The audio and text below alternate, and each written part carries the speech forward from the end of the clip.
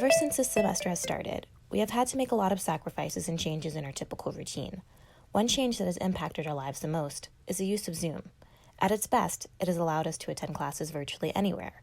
At its worst, it has led to Zoom fatigue. For many WCU students, the classroom is not as mentally draining as Zoom is. Why is that? In this video, we'll be exploring some of the factors that have made learning through Zoom such a struggle and ways to combat Zoom fatigue.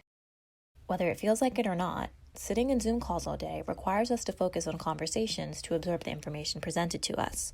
When we doze off now, we can no longer whisper to our classmates and ask them for help to get back on track. Technically, we can still do so during the class, but then you're broadcasting to everyone that you aren't paying attention. Having our classes on Zoom allows us to focus our attention elsewhere. You may think this is a perk of being remote, but can actually make learning a lot more difficult.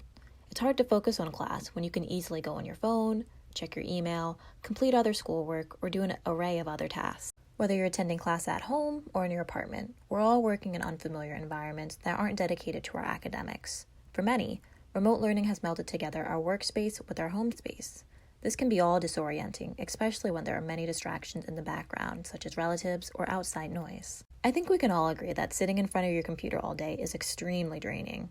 Not only is the artificial light from our laptops bad for our health, but having little to no way to escape from our work is also disorienting. A lot of things have changed since quarantine started, and how we interact with others is one of them. If your professor requires you to turn on your camera, then you're not only looking at yourself, but all your other classmates as well. It's very easy to become hyper-aware of your appearance, every wrinkle, expression, and how they're all being interpreted. Communication has become a lot more awkward since we switched over to Zoom. A lack of social cues has made conversations more difficult, whether it be from not knowing when to talk or being afraid that you're interrupting another person's comments or reactions. Even if you have a state-of-the-art computer and high-speed internet, sometimes we can't avoid connectivity issues.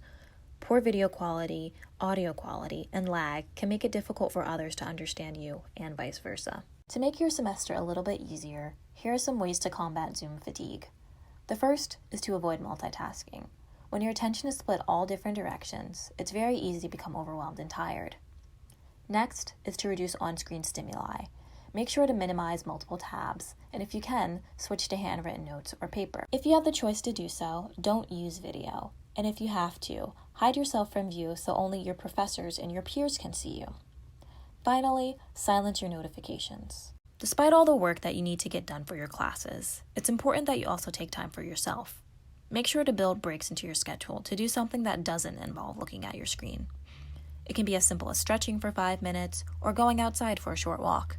If you're like me and your work time melds into your relaxation time, there are work timers such as Flora and Focus Keeper to help you with your time management. If you're going to spend time with your friends, make sure to follow proper COVID protocol such as social distancing and wearing your mask. For more information about COVID practices, feel free to check out the Wellness Promotion Center's Instagram.